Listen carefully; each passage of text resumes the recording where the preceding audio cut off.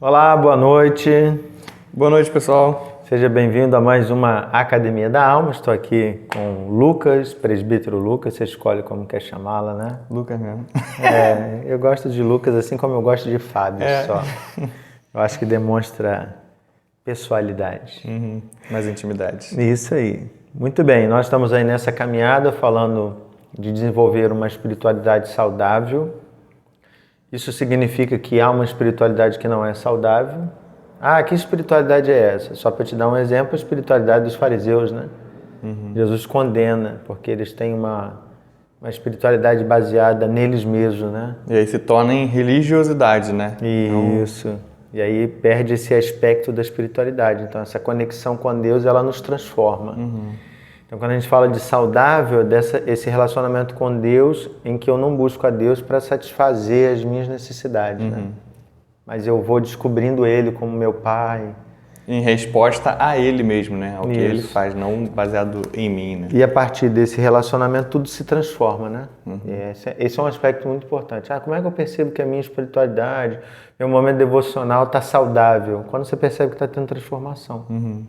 Quando você lê a Bíblia, já não fala mais contigo, você já não muda, você já não tem alvos, você já não se incomoda, você só olha e diz, não, isso aqui eu faço, não, isso aqui eu faço. Tá igual o jovem rico, né?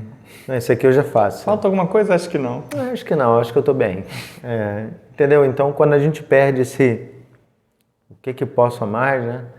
Eu tenho escrito uma série de estudos, até para um pequeno grupo, sobre ser cheio do Espírito Santo, né? E eu acho que a gente precisa colocar isso como um alvo, né? na nossa vida. Bem, aí nessa caminhada a gente tem falado das disciplinas espirituais, falando de meditação, oração, estudo, eu não vou lembrar todas, já muita tem, coisa. Já tem várias. Silêncio. Mas nós entramos na... Silêncio ainda não. Não, ainda não, mas tem, faz parte. Isso, Foi spoiler, faz parte, mas tem. Foi spoiler. Nós falamos já da primeira, as primeiras foram disciplinas de interior, nós entramos nas disciplinas exteriores. Então a primeira delas foi a simplicidade, você deu o primeiro, né, estudo. E agora nós vamos entrar em outra disciplina exterior que ele vai dar o primeiro. De novo. Caramba, é verdade. É pra já nivelar por baixo, entendeu? E depois vai crescer. Não. Aí, e mais uma vez, assim como eu escolhi lá de propósito, esse aqui eu também escolhi de propósito. Porque a gente vai falar de um aspecto, né? E aí eu tô aproveitando a própria formação do Lucas para a gente falar de um aspecto muito importante que tem sondado as pessoas, que é o aspecto da solidão. Porque o nosso objetivo hoje aqui é falar da disciplina da solitude. Solitude, grava isso. Solitude é solidão? Não. Solitude é o quê? A gente vai descobrir aqui durante esse estudo, essa conversa, essa reflexão. Eu nem gosto de chamar de estudo, né? Porque a gente não está aqui só preocupado em colocar uma série de itens para as pessoas, mas é um compartilhar, eu acho que a gente aprende muito nisso. Bem, a gente vai ler um texto, e eu confesso para vocês que é um texto muito conhecido, pelo menos o versículo 33, né? João 16, nós vamos ler do 25 a 33, só para a gente aproveitar ali, né, as palavras finais de Jesus. João 16, de 25 a 33. O versículo 33 é muito conhecido e a gente não tem foco nele. Se você não lembra, no mundo passagem por aflição, mas tem de bom ânimo, eu venci o mundo. Mas eu lembro desse texto com muito carinho porque esse foi um texto que fez parte do meu processo de tratamento, né? Quando eu fiquei doente, e é o versículo 32, né? Que é o foco para esse momento aqui. Eu falei assim, caramba, eu acho que eu nunca li isso.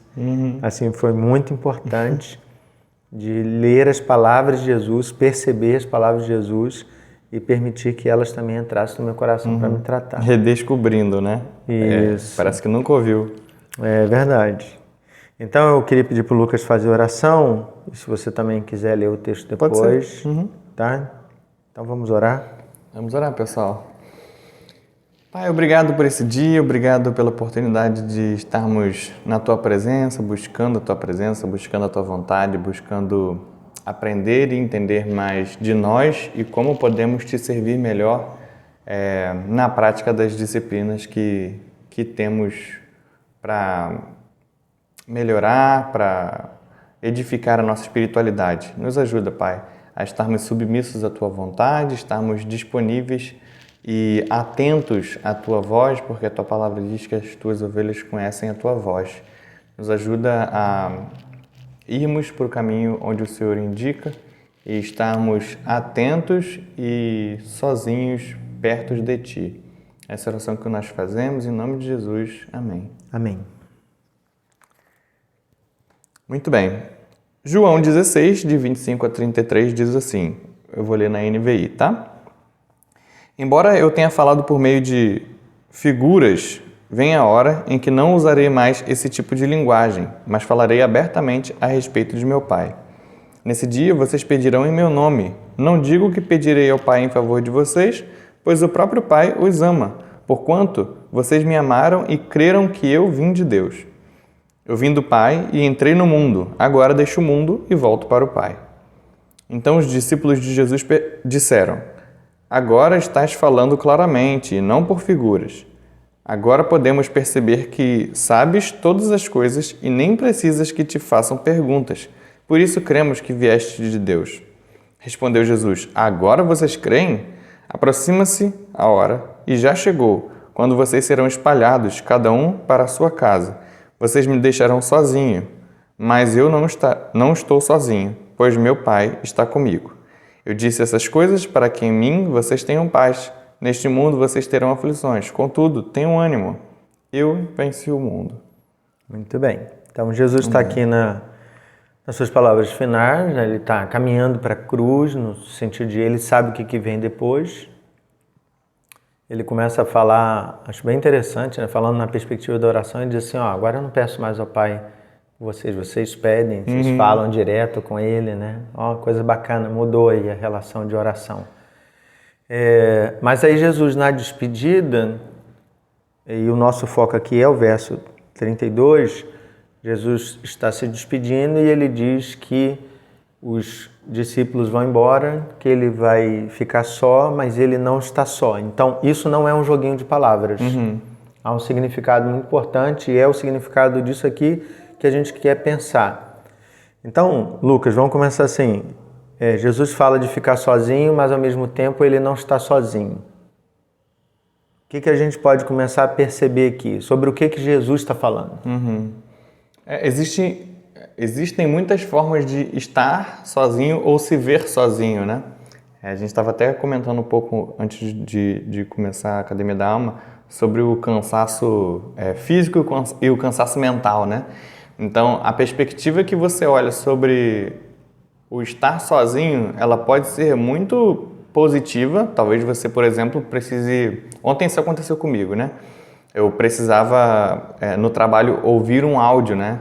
Ouvir vários áudios para botar lá a qualidade de uma entrevista.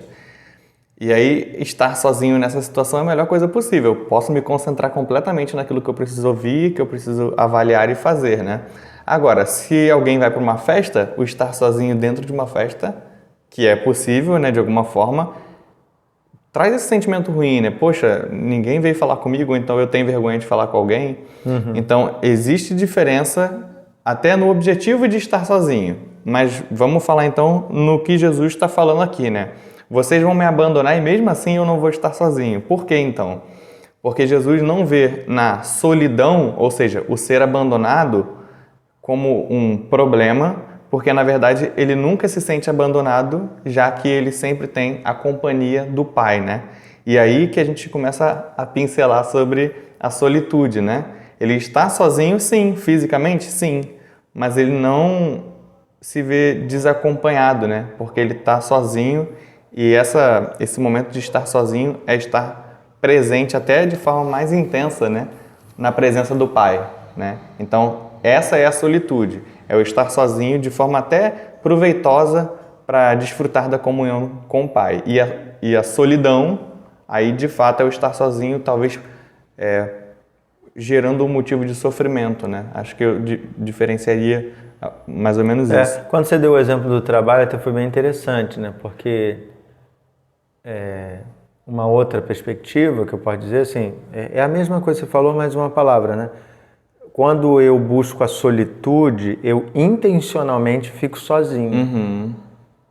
Quando eu me sinto em solidão, quando eu me sinto sozinho, aí repara que é sentimento, já é sentimento de tristeza. Solidão dói. Então a solidão é sentir-se abandonado. Ninguém liga para mim. E isso contamina a nossa visão, né? Até que você estava falando, eu lembrei também de uma conversa que eu tive com um pastor ontem, em mentoria. Tem um tempão que eu não conversava com ele. E ele, assim, passando muitas dificuldades na igreja, no pastorado. E a pergunta dele era assim, por que Deus me abandonou, tal? Como é que é essa vontade de Deus, né? Por que Deus está fazendo isso comigo? E eu mostrei para ele que a leitura que ele estava fazendo é tão somente por causa do momento de vida que ele estava fazendo. Assim, eu falei sobre tudo que ele estava vivendo com outra perspectiva. Ele falou assim, cara, mas eu não consigo ver assim. Como é que você consegue ver assim? Eu falei, você só está vendo assim por causa desse estado emocional. Então, solidão tem a ver com esse estado emocional, né? Eu me sinto sozinho. Então, mesmo que eu estivesse com o Lucas conversando, se eu sofro de solidão, a companhia dele não me satisfaz. Não é o suficiente, né? Então, tem essa coisa, né? Então, eu posso dizer assim, o ouvir o áudio sozinho é um exemplo de buscar solitude, né? Há uma ação de eu preciso estar separado das outras pessoas. É só como exemplo. Não significa que isso seja a disciplina da solitude, é que a gente vai entrar mais a fundo, né? Então, eu até diria que enquanto a solidão tem a ver com tristeza, a solitude tem a ver com alegria. Eu estou sozinho, mas estou feliz. Mas não estou feliz, né, pensando... Por estar sozinho só. Por estar sozinho. Eu odeio gente. Não é isso. Vai tratar isso também. Esse é outro problema. Eu não consigo ficar com gente.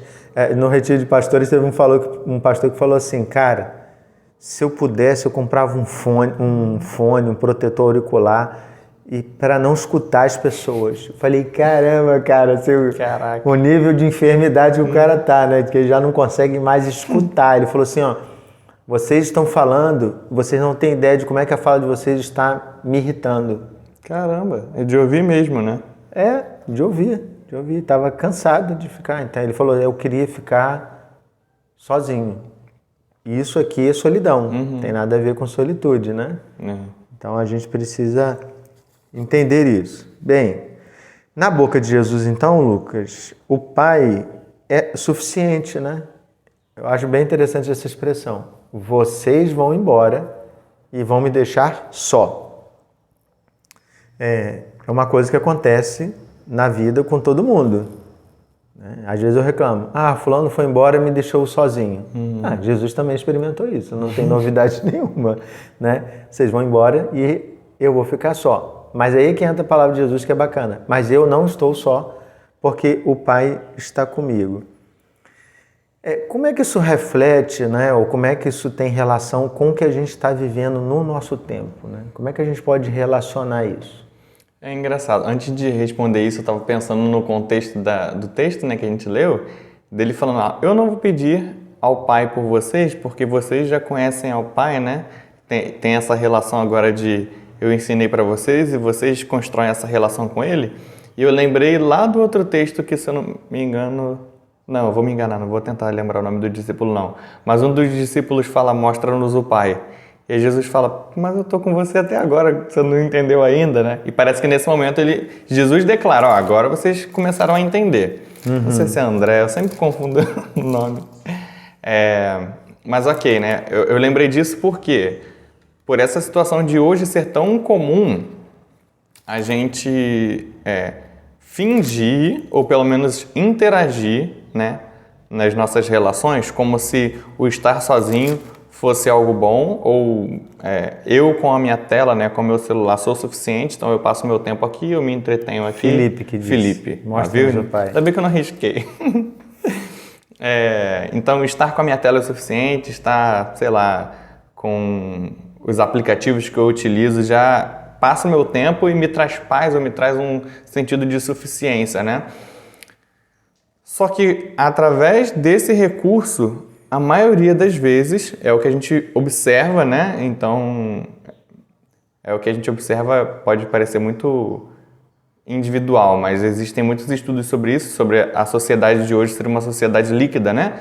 Que você finge que isso aqui é suficiente, mas através disso você quer a aprovação de outras pessoas, né? Então você posta uma foto, você espera curtida, você espera compartilhamento e etc. em qualquer rede, né? Isso. E às vezes extra redes sociais, né? Mas em outras plataformas. Tá, o que isso gera então quando essa expectativa não é alcançada, né? Gera um sentimento de ninguém liga para mim, né? De solidão. E aí isso tem sido crônico da geração. Ou às vezes o contrário. Esse mundo tá assim, né? Esse mundo tá assim, né? E às vezes o contrário. A pessoa tem milhões e por causa de uma fala, ela é abandonada. Que ela tá sendo cancelada, né? Por causa de alguma coisa que ela fez. Ou seja, tudo aquilo que ela conquistou, né? De pessoas seguindo, de eu tenho quem gosta de mim, se dilui, né? Ou seja, fui abandonado e agora eu me vejo de fato sozinho, né? Então, é um perigo para o nosso mundo, né, atual, o basear a minha felicidade ou achar que é suficiente, né? A minha felicidade, o meu senso de estar completo com estar com os outros especificamente, né? E aí, se a gente está falando de disciplina espiritual, eu quero dizer com outros e não com Deus. Porque a gente sabe na caminhada da fé que a comunhão é extremamente importante. Então não confunda as coisas. Eu estou falando do se sentir completo, né? Se eu estou acompanhado de outro, isso já é suficiente? Não, não é se eu não estou em paz com Deus, sozinho com Deus, como eu orei no início, né? Se o meu momento sozinho com Deus não me preenche, talvez eu vou ficar cansado de ouvir as outras pessoas também. Não que o pastor que conversou com o senhor tivesse assim, né? Mas... Não, ele estava, não tem passando. Mas assim, por que Jesus se vê tão... Ele tem tanta certeza assim de que os discípulos vão abandonar, mas ele pode ficar com o pai porque ele ainda não vai estar sozinho. Porque ele construiu isso com muitos momentos de solitude no monte, ou no barco, ou... Entendeu? Então, é algo que se constrói ao mesmo tempo, né? Mas é isso, a solidão hoje é uma marca psicológica, né, das pessoas do nosso tempo. E aí podem ser das gerações mais atuais, quanto das gerações mais velhas que estão enfrentando embates com as gerações atuais, né, também. Acho legal você falar dessa perspectiva de Jesus, porque a gente precisa realmente entender isso. Olhando para Jesus, a gente percebe. Jesus é o cara que gosta de gente. Então, se você quer ser discípulo de Jesus, você precisa gostar de gente. Jesus, ele está envolvido com as pessoas todo dia. Todo dia. Jesus dá atendimento do nascer do sol até o fim do dia. Jesus está ali, a casa sempre cheia, ele não reclama de bagunça, que quebraram o teto. Cortaram o teto. Não reclama que as pessoas ficam lá, cheias de problema. Eu acho tão engraçado que as pessoas dizem assim, pastor, poxa, é chata, fica ouvindo o problema das pessoas o tempo todo. Eu falei, cara, Jesus nunca reclamou, por que eu vou reclamar? Né? Assim, ele podia dizer, caramba, que gente chata, né? Assim, então, quando a gente percebe o movimento de Jesus sempre é na direção de pessoas. Mas, ao mesmo tempo, Jesus não faz desse movimento em direção das pessoas aquilo que lhe traz, aquilo que preenche algum vazio de alma.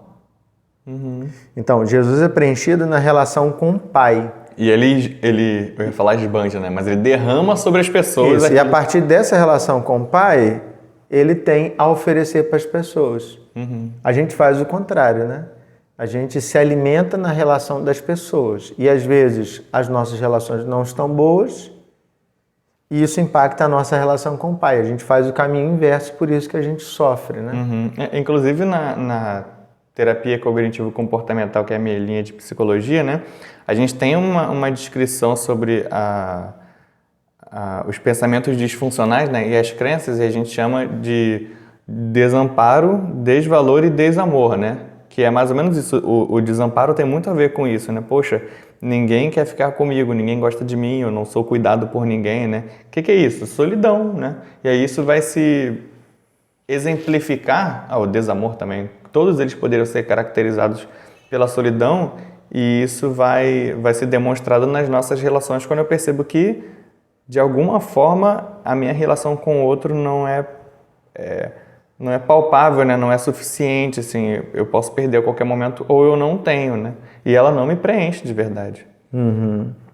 E aí Jesus diz a frase, né? Para mim é a frase com mais sentido. Eu não estou só, o Pai está comigo.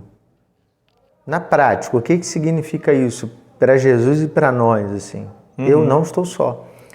Quando a gente olha para a Bíblia e a gente olha para a nossa vida, talvez seja muito difícil para algumas pessoas tanto o crer como o se enxergar em algumas situações, né? Porque as pessoas falam assim, poxa, mas antes os discípulos estavam ali com Jesus do lado, era muito fácil de crer. Tá, mas e nessa fala de Jesus, né? Jesus é Deus, Jesus estava com Deus, mas naquela hora ali os discípulos não estavam vendo o Deus que Jesus disse, o Pai está comigo, né? Então, Jesus experimentou naquele momento a mesma situação que hoje a gente experimenta, né? E mesmo assim ele disse, não, vocês podem ir, mas eu não vou ficar sozinho porque o Pai está comigo, né? Então, de cara, assim, só para a gente esclarecer, não é uma presença física, né? Que nem talvez Moisés experimentou quando ele viu a sarça ardendo de alguma forma e não se consumindo, né? Que, como a gente já falou algumas vezes, ali, de alguma forma, era uma manifestação da presença de Deus física, né? Palpável. Caramba, não se consome. Nesse texto, Jesus não estava falando disso, não tinha nada físico, mas tinha uma certeza construída, né? Através do relacionamento, que é o que a gente vem falando, né? Que Jesus, pouco a pouco, ia construindo. Então, não se preocupe se você não tem Deus palpável, né? Concreto, físico, você não precisa, Jesus não tinha, não precisa fazer um santinho, não, também, né? O que você precisa é estreitar o relacionamento com Deus de Jesus, que nem a gente fala no maravilhoso e bom Deus, né? Caramba, que Deus era esse que Jesus conhecia, né? Você precisa estreitar esse laço com esse Deus, se envolver no relacionamento com Ele, e isso vai trazer a certeza de que você não está sozinho, né? Para mim, essa frase, eu acho que qualquer um que está ouvindo agora a Academia da Alma, ou vai ouvir algum dia, ao vivo, vai dizer assim, não, poxa, o Pai está comigo, beleza. Só que na boca de Jesus ela tem um tom que realmente a gente precisa perceber e trazer para a nossa vida. Qual é o tom? Jesus nunca reclama que os discípulos foram embora. Ele apenas faz uma constatação. Vocês vão embora e vão me deixar só, mas eu não estou só. Ou seja, eu não estou aqui reclamando com vocês. Poxa, dei tudo para vocês e tal. E por que eu estou falando isso? Porque a gente tem esse tom de reclamação. É verdade. Só para pensar, você que está aí participando da Academia da Alma. Algum dia você já disse, poxa, fulano me abandonou. Quantas vezes eu, como pastor, vou visitar as pessoas, eu estou ali visitando, e as pessoas dizem assim, pastor, ninguém mais me visitou. Eu falei, poxa, mas eu estou aqui. Assim, em vez da pessoa aproveitar, ela sofre porque quem não foi. Falei, mas eu estou aqui. Nem percebe a resposta, né? Assim, ó, eu estou aqui. Ah, mas só... Cara, não interessa se era só eu. Tá melhor do que Jesus. Porque Jesus, ninguém ficou, caramba. A gente tem isso. Quantas vezes as pessoas... eu fiquei doente, ninguém me ligou. Fiquei disso, tal. Então, se você diz que Deus é suficiente, você precisa cortar da sua fala essa reclamação de solidão. A frustração quando o outro te deixa sozinho. Porque se você está frustrado... é porque de alguma forma a presença dos outros te preenche. Aí, agora, tô lendo Coração e Mente. Agora, Lucas. Alguém tá dizendo assim... Dom de revelação. Alguém tá dizendo assim... pastor, mas assim, a gente fica triste, né? Ficar triste é humano. Tenho certeza que alguém respondeu isso agora. Jesus fica triste? Não fica. Porque a solidão é justamente caracterizada pela tristeza. Engraçado que agora você falando isso, eu estava até lembrando, né, que antes dele ficar sozinho, na verdade, ele dá uma oportunidade para os discípulos de orarem com ele ao Pai, que é quem poderia preencher, e ele fala, aí sim ele fica chateado, mas na presença, olha que interessante, né? Não é porque eles foram embora. Não porque eles foram embora, ele fala assim, poxa, vocês não conseguem orar comigo nem por um momento, né? Nem por uma hora. Né? Eu chamei vocês para participar desse momento que para mim é o que mais importa, que é o momento de solitude com meu Pai, E vocês estão dormindo, vocês não estão Isso. valorizando E talvez. não foi só uma vez. Ele vai lá, chama atenção, volta para orar. Os caras dormem de novo, volta para orar, dorme de novo. Dorme de novo. Ah, tá bom, vamos. Faz igual o professor Gira faz. Tá, Tá vamos bom, embora. o traidor se aproxima, vamos embora, acabou. Aí o cara... Não, nem tomei café. E é mais ou menos isso, né? Então, para vocês perceberem, a questão do preencher, né, e do ser suficiente e da reação de um ser tristeza e do outro ser uma certeza quase inabalável, e muitas vezes o que a gente espera é inabalável mesmo, né? Qual é o objeto, né, da minha suficiência. Se eu, você ou qualquer um de nós reclamou por um segundo que seja da ausência de pessoas e a gente ficou triste por causa disso, a gente tem que tratar esse aspecto da solidão, porque não que as pessoas não sejam importantes, o que eu quero dizer para você assim, não justifica isso. Se a gente fica justificando, a gente diz assim, mas eu sou humano, mas é assim mesmo, né? A gente sofre. O senhor está falando isso porque o senhor nunca foi abandonado, né? São respostas padrão que eu recebo, né? E talvez isso pode, na verdade, revelar um pensamento, né? Uma certeza interna de eu sou muito bom, eu cuido de todo mundo, eu sempre estou presente, então se acontecer comigo, ninguém vai me abandonar, porque eu sou importante, eu me fiz necessário, por exemplo, né? E aí Jesus fala assim, não se faz necessário não, você cuida do outro, mas quando você for dar uma festa, chama quem não pode te recompensar, né? Então é interessante isso. Eu falei isso, alguns irmãos não me ouviram lá no almoço das famílias, né? Chamaram os conhecidos, aí eu olhei na foto e falei assim, não era isso. A gente sofreu para descobrir alguém e no final das contas o pessoal tinha sido chamado. Eu falei, gente, tá difícil, a gente fala com as pessoas, a gente tenta falar com as pessoas, né? Mas é legal, que algumas pessoas que realmente não tinham intimidade com outras foram acolhidas também, né? Que bom. Mas muita gente realmente chamou quem já tinha intimidade. Chamou conhecido, aí eu falei, não era essa, o pessoal não me escutou. Muito bem, a gente percebe que Jesus, você citou lá o Getsemane, ele foi, no episódio que ele anda sobre o mar, ele foi sozinho também, ter o tempo de oração. Por que é importante? Estão falando agora da solitude, o estar sozinho diante de Deus.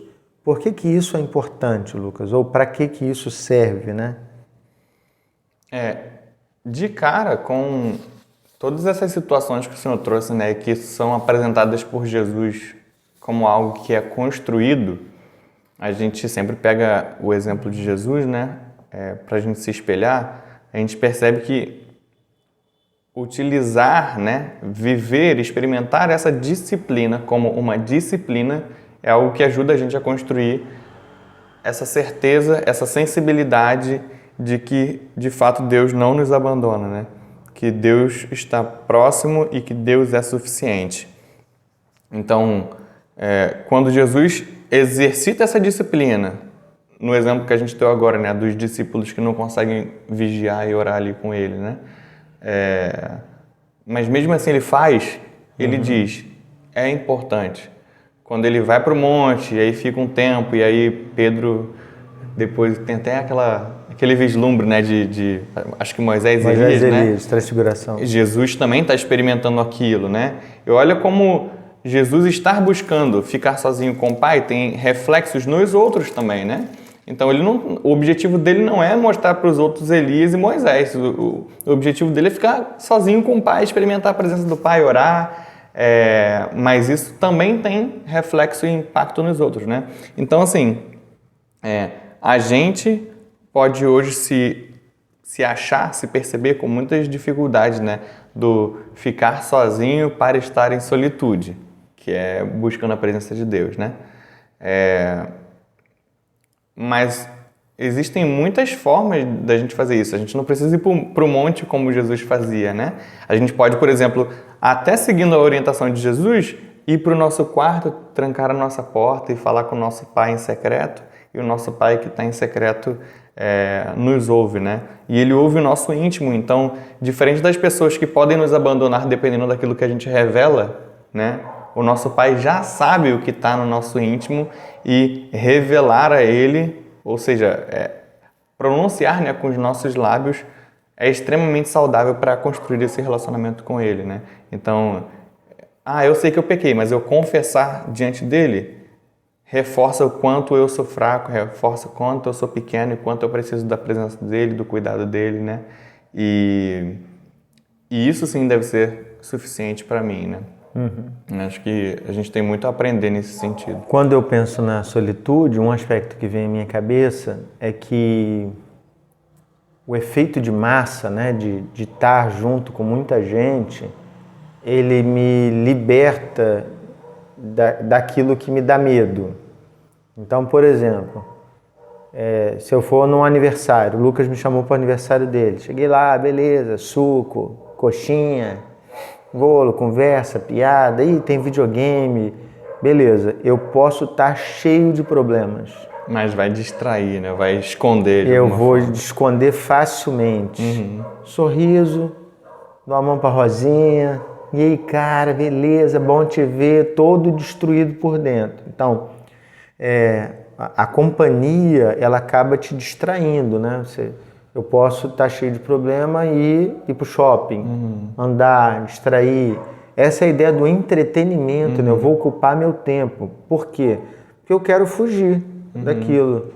Quando às vezes você vai conversar com alguém, a pessoa diz assim, não, pastor, eu não quero conversar sobre isso não. Ou seja, ela está resistente, né? Tem isso também na psicologia, né? Você só consegue ajudar a pessoa se ela fala. Senão ela está fugindo. Se ela não fala. Então, para mim, o que é muito importante e que eu aprendi particularmente é que ficar sozinho é confrontador. Tá você e Deus. Você nunca falou com ele, né? Ou então você sempre falou com ele mais ou menos. Aí você, olá, prazer. A pergunta, quando as pessoas me fazem esse tipo de pergunta aqui, ó, se você já fez, é um diagnóstico para você. Pastor, mas o que eu faço? Eu só fico em silêncio, já está denunciando o tipo de relacionamento que você tem com Deus. Porque você não consegue, de fato, se relacionar. Você senta, fala e vai embora, porque você tem medo. Vai que ele realmente toque em alguma questão. Então, essa solitude, ela nos expõe.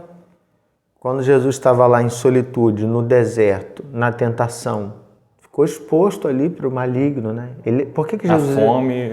Então, por que Jesus é tentado?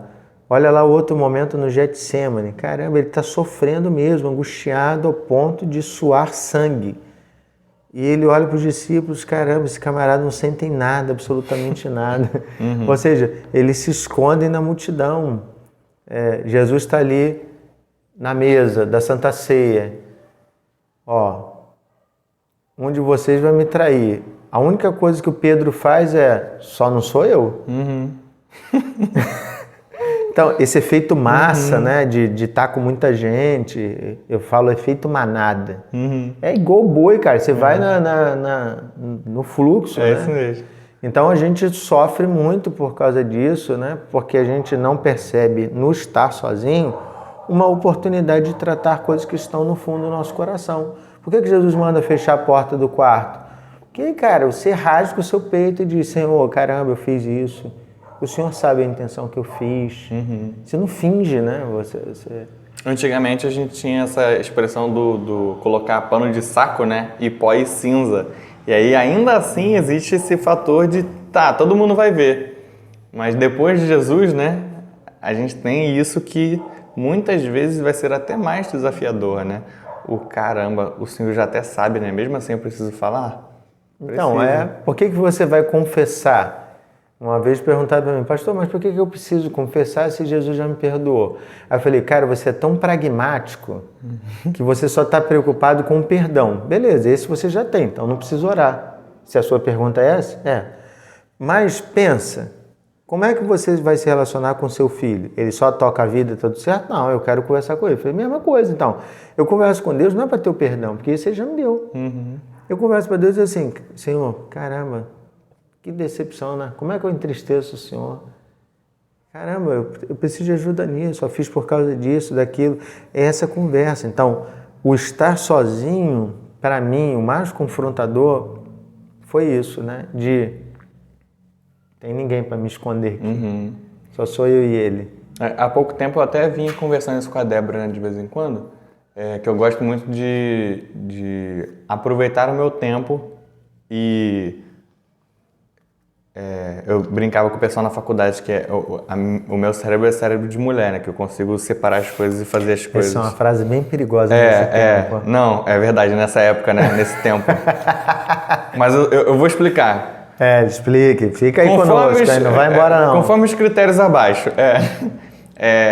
Eu consigo prestar atenção em duas coisas ao mesmo tempo, e aí sempre tem aquele estudo da psicologia, né? Que a gente não dá 100% de atenção para as coisas ao mesmo tempo. Então você reduz a produtividade, mas você consegue dividir. As mulheres acham que elas dão atenção em 100%. Não é 100%, você reduz a produtividade. Algumas mulheres agora estão pipocando ali. Aí a gente conversa domingo, não precisa ficar sozinha não, a gente conversa. E aí eu gosto, por exemplo, muito e eu entendo que eu estou aproveitando meu tempo fazendo isso, tá? Lavar a louça, assistindo um podcast ou ouvindo um podcast. Então, isso é completamente mecânico, né? Mas várias vezes eu também faço isso trabalhando, limpando a casa e etc, né? E aí, depois de um tempo fazendo isso, já há muito tempo, e já virou um hábito, né? A Débora falou assim, você percebeu que você não faz nada sem ouvir alguma coisa, né? Aí eu... sim, mas eu tô aproveitando. Ela, mas tu não quer dar uma paz pra tua mente, não? Aí quando eu comecei a parar pra pensar nisso, né? Eu falei, verdade, porque se eu tô ouvindo alguma coisa, por exemplo, ir lavando a louça, por mais que eu saiba de um motivo de oração, vamos colocar uma situação aleatória, tá? Por mais que eu saiba de um motivo de oração que foi falado no domingo, eu tô consumindo o que eu tô ouvindo. Eu não tô usando esse tempo, por exemplo, para estar diante do Pai e, Senhor, toma fulano de tal em tuas mãos, porque ele precisa muito do teu cuidado, precisa reconhecer o Senhor na vida dele. Você não está inteiro ali. Eu não estou inteiro ali. E por mais que no celular eu esteja consumindo um louvor ali, eu esteja louvando a Deus, ok. Isso ainda é produtivo, né? Satisfatório para me ajuda no processo de me encher do Espírito. Mas eu não posso colocar a minha mente só em Deus, talvez sobre alguém, ou talvez sem o auxílio externo de uma música, porque talvez a música me esconda, né? Talvez a música se torne igual a louça, mecânica, e eu tô cantando. Pra Deus não há impossível. A música foi na minha cabeça desde quando a gente ouviu no domingo lá, né? Talvez a música fique na minha cabeça e seja algo só mecânico, enquanto a oração é completamente natural e improvisada no sentido de eu não tenho roteiro para falar com Deus, para falar com meu Pai, né? E isso é o que produz cada vez mais o esforço e o crescimento, né? Porque não tem fórmula. Então toda vez precisa ser real e precisa ser sem máscara, sem se esconder, né? Isso aí chega até a última pergunta, né? Porque a gente já está passando, né? A conversa aqui vai por horas. Só para a gente orientar o pessoal. Beleza, então eu fiquei sozinho, tranquei a porta do meu quarto. E o que tem esse momento de solitude? É só ficar ali, sozinho? Quais são as disciplinas que fazem parte desse momento? Então, por que a solitude é uma disciplina exterior? Porque ela exige um movimento. A gente precisa perceber isso. Então eu intencionalmente preciso ficar sozinho. Eu preciso dizer para os meus filhos. Por exemplo, a Juju levanta hoje 20 para as 5 da manhã. Ela levanta 4h40. Ela levantava 10 para as 5. Aí nós tivemos uma conversa lá em casa. Ela passou a levantar antes, porque ela percebeu que durante o dia ela estava deixando falhas na vida devocional. Então ela falou, pai, eu vou acordar antes. Aí ela levanta lá, senta. Zumbi, mas... Isso. Quando ela chega na sala, ela me vê. Ela sabe que ela não pode falar nada. Porque eu estou no meu momento de solitude. Então eu intencionalmente saí e disse para todo mundo, não me interrompa. Mas não é só isso, não é só ficar sozinho. Então, quais são as disciplinas para o povo ajudar assim? E aí, o que eu faço na solitude? Eu acho que nesse sentido, a disciplina da solitude parece bastante com a disciplina da meditação. Para quem olha de fora, ela pode ser confundida com só estar sozinho, né? Com a solidão. E a meditação também pode ser confundida só com o famoso né? De não quero pensar em nada, quero esvaziar minha mente. E não é. Tanto a meditação bíblica, né, da disciplina bíblica, quanto a disciplina da solitude, né, só a gente olhar para Jesus. Jesus não ia para o monte para ficar sozinho só para ficar sozinho. Ele orava enquanto isso.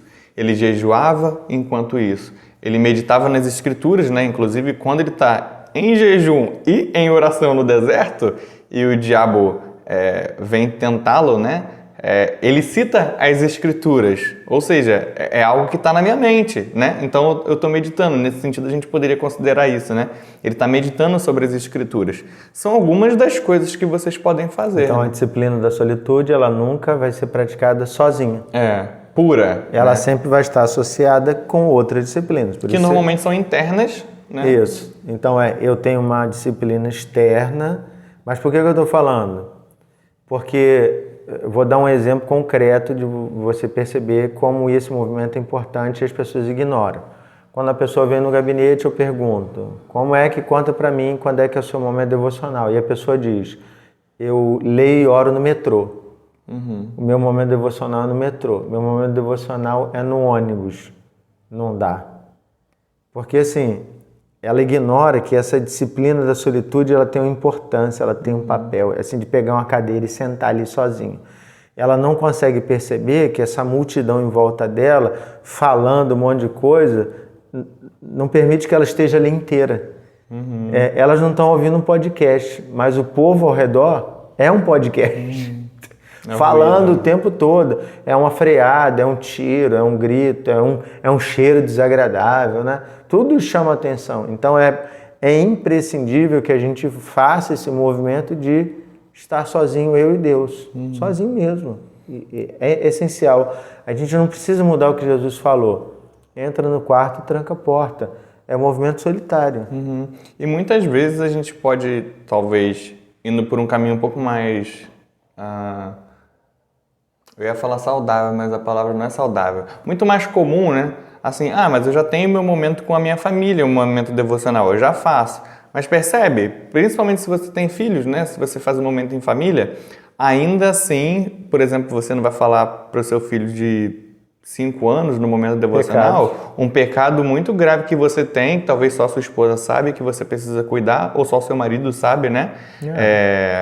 Porque não é o momento de você falar isso com o seu pai, não com o seu filho, né? Não na presença do seu filho. Então daí a gente já consegue perceber o impacto de realmente estar sozinho diante do pai, né? Estar em solitude e do mesmo em devocional estar na presença de outros, né? Muito bem. Começamos assim essa jornada agora na disciplina da solitude. Primeiro encontro, muito bom. Ele falou que começa embaixo para subir. O problema é que a gente começou com um padrão muito alto. Agora o desafio vai ser manter esse padrão. Mas o que eu espero que você faça, o que a gente espera é que você, se não tem esse momento de solitude, que você tenha. Eu tenho uma cadeirinha lá em casa, que é a minha cadeirinha do momento devocional. Ela me chama todo dia. Sente que... eu não sei, é o Richard Foster que fala disso, sobre a cadeira de balanço? É o Bill Hybels, né? E é interessante que essas pequenas coisas viram um hábito, mas quando você cria um hábito com Deus, é uma disciplina, né? Na verdade, não é só um hábito de, poxa, eu gosto desse jeito. Não, faz parte da minha vida e tem me abençoado, né? O sofá de lá de casa também está quase mudando o formato dele. Porque de manhã eu sento inclinado na parede, em vez de sentar com as costas no sofá, né? Então, é um lugar especial também. Não, tem o seu, mas que seja um ambiente que ninguém interfere, que você pode abrir o coração, você pode chorar, você pode rir, você pode, no seu momento de solitude, quem sabe você diz assim, pai, eu quero cantar uma coisa para o Senhor falou no meu coração. Eu posso louvar? Pode, desde que seja seu, não para fazer barulho. Não pode ser louvor para fazer barulho. Tem que ser aquele louvor que nasceu daquele seu momento ali. Então, tudo isso faz parte, mas se você não está sozinho, você está se escondendo. Então, como dizem os monges, vai para a tua cela. Porque o quarto de um monge se chama cela, né? Então, vai para a tua cela, fecha a porta e deixa Deus falar contigo. Amém. Bem, então vamos encerrar aqui, né? Vamos orar para a gente encerrar. Maravilhoso, bom Deus, muito obrigado, Pai, por essa palavra que chega até nós como uma palavra mesmo de incentivo, de ânimo. Às vezes as pessoas que estão ao nosso redor, elas vão embora e por vezes, né, isso pode já ter nos entristecido e a gente percebe quanto que a gente é conectado com as pessoas, quanto a gente peca nesse sentido, né? E não que a gente não deveria sofrer, porque o que está em jogo aqui não é se importar ou não com as pessoas, mas de ficar dependente delas, né? E a gente olha para Jesus, amava tanto os seus discípulos, estava com eles, se dedicando, mas ele sabia que em determinado momento todos eles iam embora por medo, por diversas motivações, né? A gente olha para o momento que Jesus estava sendo crucificado, só tinha um amigo, só tinha João ali. E realmente uma situação bem complicada. Mas Jesus nunca sofreu de solidão, porque ele sabia que a presença do Pai era suficiente. E é isso que a gente pede, Pai, que a presença do Senhor seja suficiente e que a partir da presença do Senhor tudo mude, né? Todas as nossas relações mudem, inclusive essas relações interpessoais. Nos ajuda, Pai, e que a gente possa buscar tempo sozinho com o Senhor, para a honra e glória do Senhor. Em nome de Jesus nós oramos. Amém. Amém. Muito bem, até a próxima Academia da Alma, né? Até mais, pessoal. Deus abençoe vocês. Valeu. Tchau.